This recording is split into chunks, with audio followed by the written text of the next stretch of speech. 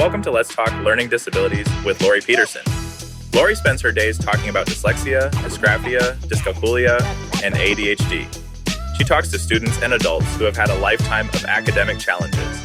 She's here to share their stories along with other insights with you. So let's talk learning disabilities. Hey everybody, this is Laurie. Welcome to Let's Talk Learning Disabilities. It is my first official episode where I am flying solo, so bear with me. Hopefully I can get through this and do okay without having someone to bounce my ideas off of. But I'm really excited to be here today, and I'm excited to start this new adventure with everybody. So I thought today we would just start out with some just basic information that I feel like is really important. I feel like we've been getting a ton of calls about ACT and SAT accommodations. No matter how hard we try to inform our clients and our listeners, there are still so many people out there that don't realize you can get accommodations on the ACT or the SAT. And they certainly, the process in order to do it can be very overwhelming. So we're just going to kind of work through both tests today and talk a little bit about the differences. In my research for today's episode, I realized that some things have changed. And so this was very helpful for me as well. So, every couple of years, I feel like both SAT or College Board and ACT kind of change their requirements and what they are looking for. They used to be super stringent, and then they both went a little bit like slack. They went a little bit easier and made it a little bit easier to get accommodations. Then there was the whole college scandal thing where all those kids cheated their way into colleges. And one of the ways they did that was by sort of scamming the accommodation process and getting extra time. So then everybody went like full force. You've got to, basically stand on your head to get accommodations. And now things are starting to loosen up a little bit. So it ebbs and flows. You just have to roll with it. My number one piece of advice is A, make sure you give yourself enough time, and B, you look at their websites, you read through their criteria when you are ready to take the test. So, depending on if you're doing it this year, the information I'm giving you today is going to be up to date. But if you're a couple of years out, this may be old news and you may need to go do a little bit of research. So just FYI. So let's talk about College Board. So College Board encompasses obviously the SAT, but it also encompasses all your AP exams and the PSAT. And you can get accommodations on all of those. And once you receive an accommodation on the PSAT or an AP exam, then you are in their system and you don't have to reapply necessarily for all of the subsequent tests that you take with them. College Board looks at accommodations and the need for accommodations by asking some very basic questions. The first thing they want to know is the disability that your student has something that can be documented?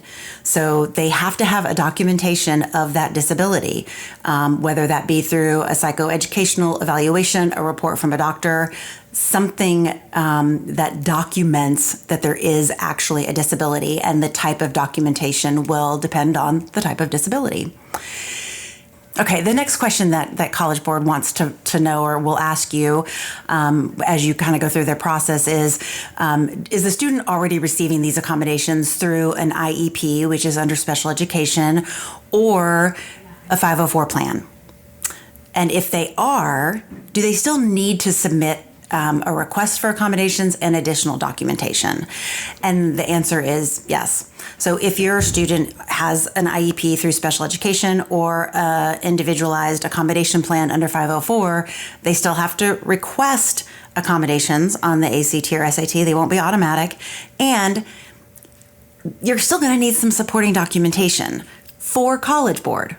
ACT is a different story, but for College Board. So just sending them your 504 plan, if you're wanting to get extra time on the SAT, not going to be enough. They're going to want to see current documentation of that disability and how it impacts the student's ability to take the test. We'll come back to that in a minute. The last question that College Board might ask is, does the disability affect exam participation? I mean, that's kind of obvious, right? Does it impact their ability to read, to write, to sit for extended periods of time? Just because they might have slow processing speed, that's not really a disability. We have to show how it impacts their ability to take a test, and it has to be linked to some type of learning disability. And then, is the accommodation received right now for school tests? That's the big one, the history. And that is what we have found has been our biggest hurdle in getting students accommodations, is not just history, but sufficient history. So we've had students that, let's see, they're in their junior year and they're applying for extra time in the SAT, and they've been getting accommodations since they started high school. So 9th, 10th grade, they're getting denied because the College Board looks at that and says, well, you did fine until you got to high school, which I don't always agree with, but it's what's happening. So we are appealing those, and we are winning those appeals, but you got to have time for all that, right? And it takes time.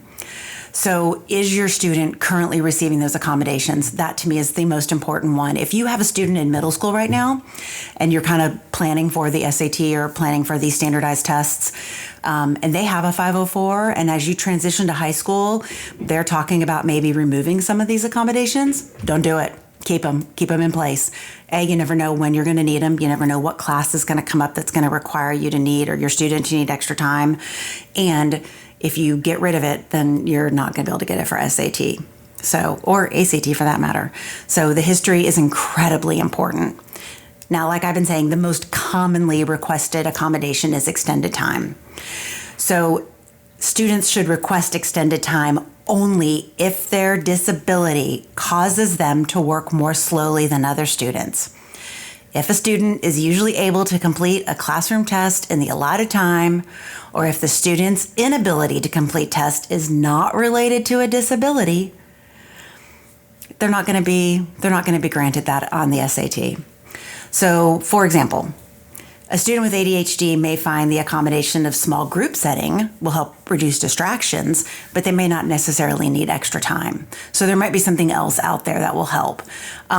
Students with a medical condition such as diabetes, they may need breaks instead of extended time. Break time does not count towards testing time, by the way.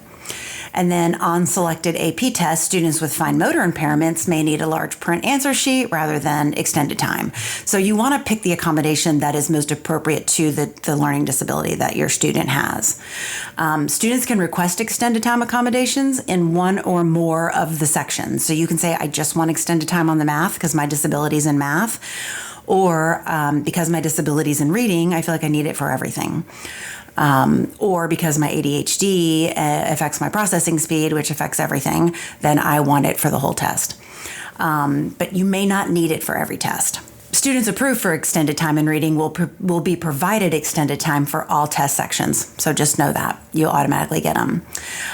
For SAT, you remember we're talking about the PSAT, the SAT, and even AP exams.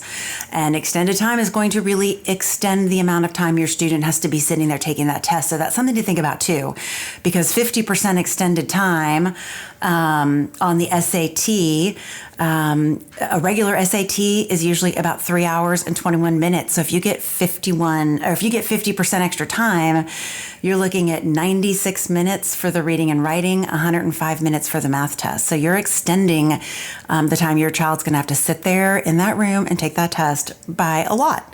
And that could impact their performance. So you really need to weigh the pros and the cons. So just something to think about. All requests for accommodations to College Board should include a detailed description of the disability and an explanation of how that disability affects the student's ability to take tests under timed conditions. Okay? That is the most important. So like when we have to justify an accommodation of an extended time, we'll talk about why the extended time specific for that student is important, because of their slower processing speed, because their reading fluency is slow, because of the amount of times that they are distracted externally or internally and then have to come back and reread something. They need that time, but it has to be justified. You just can't say, I just need it just 'cause. So we definitely need that justification. Back to what I said earlier, just remember there also has to be a learning disability. Slow processing speed, not a disability. There's not a DSM code for slow processing speed. So that is not going to get you extra time just because you have slow processing speed. We have to prove that it impacts your ability or your student's ability to take a test and read and comprehend within a time constraint. Other accommodations, like I talked about a minute ago, breaks. You can get extra breaks, you can get extended breaks, or breaks as needed. Any breaks that you take from that test do not take away from the time. So it extends your time, it just doesn't extend your time with the test. Hopefully that makes sense. Text-to-speech or screen readers, as you know, probably the ACT and SAT are both administered on the computer now. So if you need a screen reader, or if you are doing a writing portion where you want to use voiced to text, you can use that as well. You can request a human reader if you'd prefer that over the screen reader. A 4-function calculator, you can request that if you have a math disability. But again, that has to be documented, and we have to show that you've been using a 4-function calculator on all of your tests in school. And then that dictation or speech-to-text software. Again, we have to show it's being used. The history, let's not forget about the history. So we have to show a history. We have to show that your disability requires it in order for you to be able to show what you truly can do, to level that playing field, not so that you can get a better score than just an average score. We have to level the playing field. We have to say that in order for you to be able to access the test fairly, you need these accommodations. Your documentation, I tell my parents, send them everything. Letters from teachers that state they use the extra time and that they benefit from it. Their 504 plan, their IEP, their current evaluation. If their history does not go back more than 2 years, I would go back to middle school, see if you can get a teacher from middle school to write a letter saying this student always ran out of time. What if your child doesn't go to school? What if you homeschool? Well, then as a parent, you're going to be responsible for that documentation. We'll need something in writing that says every time we take a test, we have to give more time. If they do any kind of co-ops or go anywhere for any type of classes, we need letters from those teachers. So the documentation, the more you have, the better. You can never have too much. In an appeal that we did recently that we won, we ended up getting extra time, and it was a game changer for the student. We had the student write a letter talking about their need for extra time. We had the parents write a letter, and we had teachers write a letter. And that documentation added to what we had already sent. We were able to win that appeal, and the student was able to get extra time, and their score was ridiculously higher and a much more accurate reflection of what they're capable of. With SAT, I think it's really important to know that your request may take up to 7 weeks to process. 7 weeks. That's bonkers. You got to really plan ahead. ACT isn't that long, but SAT on their website, it says it can take up to 7 weeks. And that's assuming you get approved. If you get denied and you want to appeal it, you're going to just tack on more weeks to that. So plan ahead. Plan ahead. All right, so that's ACT. Let's talk about, or that's SAT, sorry. Let's talk about ACT. ACT's process is much easier. ACT, you do it all online. You create this account in their test accessibility and accommodations page, and you submit all of your requests through this TAA page. Their requests only take from 10 to 14 business days. Apparently, they're a lot more efficient over there at ACT. So, the ACT follows these following principles in their response to requests for accommodations. First and foremost, is it a fair accommodation? Are we asking for something that's fair, right? And that's a little subjective, but it also can be, common sense. Consistency. Again, is it consistent with ADA, with the Americans with Disabilities Act, with considerable weight given to accommodations received by an examinee under special education or Section 504? They should be appropriate and reasonable for the documented disability. Makes sense. Validity. They're gonna look and see, is this a valid accommodation? Or are we asking for something that's just completely, out of left field? And then they're going to want input from qualified professionals. So the documentation or the documentation of the need for those accommodations must meet guidelines that are considered appropriate by qualified professionals and must provide evidence that the student's impairment substantially limits one or more major life activities that are relevant when taking the ACT test. Reading, writing, sitting for long periods of time, concentrating. Those are your major life activities that it has to impact. But here's where ACT is completely different. A current valid IEP or Section 504 plan that documents accommodations routinely provided in similar settings, such as an academic class during instruction or in other testing situations, will be considered sufficient documentation of a need for the same accommodation on the ACT test. Other types of documentation are helpful, but you don't have to have them. If your current plan says you get 50% extra time in all your tests, that's all they need. They just need to know that you're getting it now, which is awesome because that just saves you from a whole lot of extra work.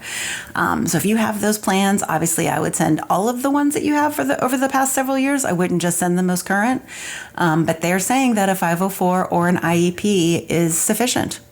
So while I believe updated testing, because it's what I do, is really helpful and important for ACT, not so much. Are you going to need it when you go to college? Absolutely.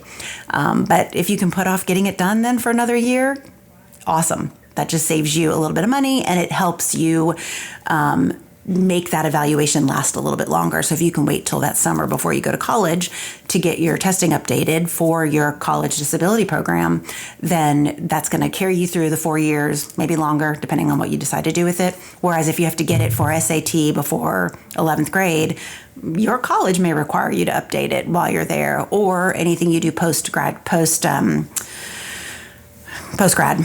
you might need to have it updated again. So if you can only do one instead of doing it twice, that is a steal. So I would definitely take advantage of that. Now, again, if you are a homeschool parent or your school doesn't do a formal accommodation plan, you're probably going to need to have an evaluation to document the disability. You're also going to need some documentation of those accommodations being provided. So that's just a letter from the parent, a letter from a private school, a teacher. The more teachers, the better. And again, the more history you can show, the better.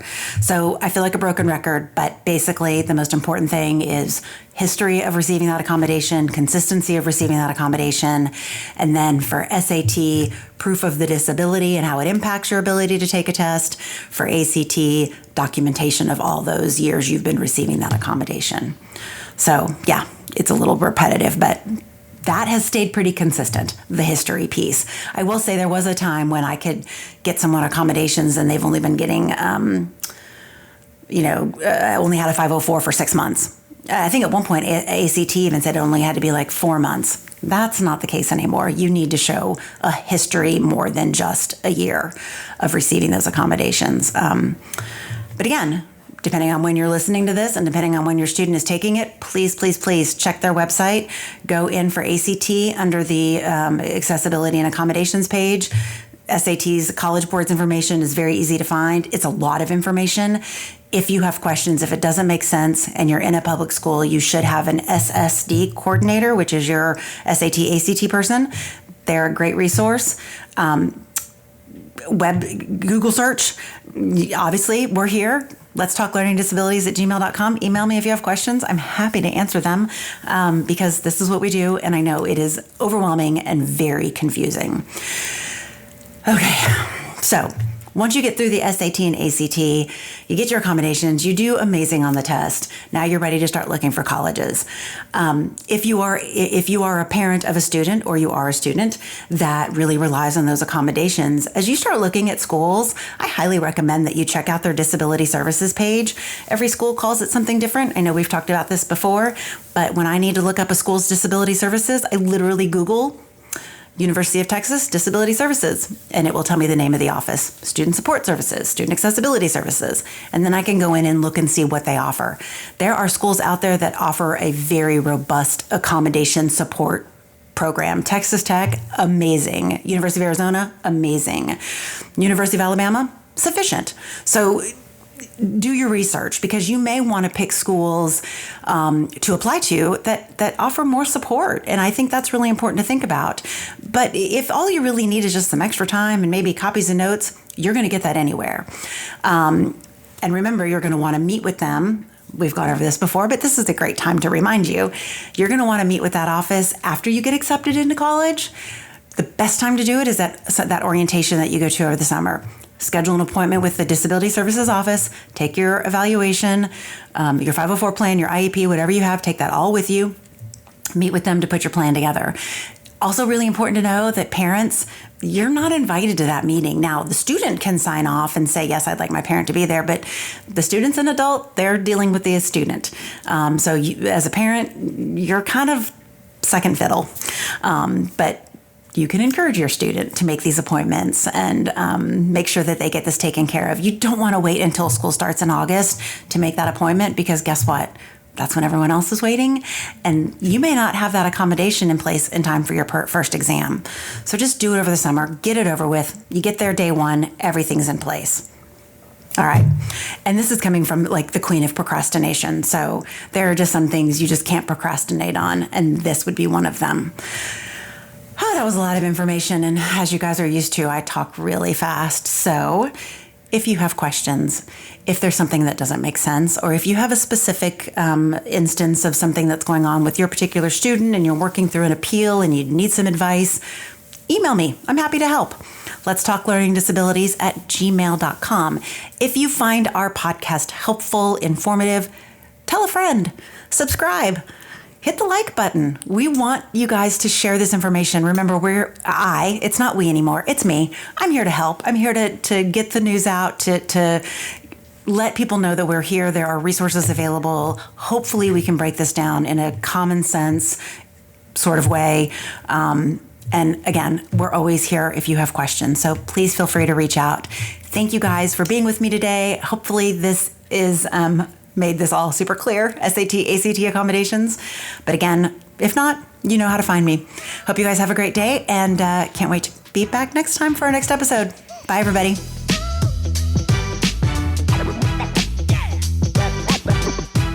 Thank you so much for joining us today. In our show notes, you can find information about today's talk, as well as links to resources and other episodes. If you have questions about today's talk, have ideas for future episodes, or just want to stay connected, you can contact us through Diagnostic Learning Services on Facebook, Twitter, LinkedIn, and Instagram. So, let's keep talking learning disabilities. This podcast is sponsored by eDiagnostic Learning. You can find more information at www.ediagnosticlearning.com.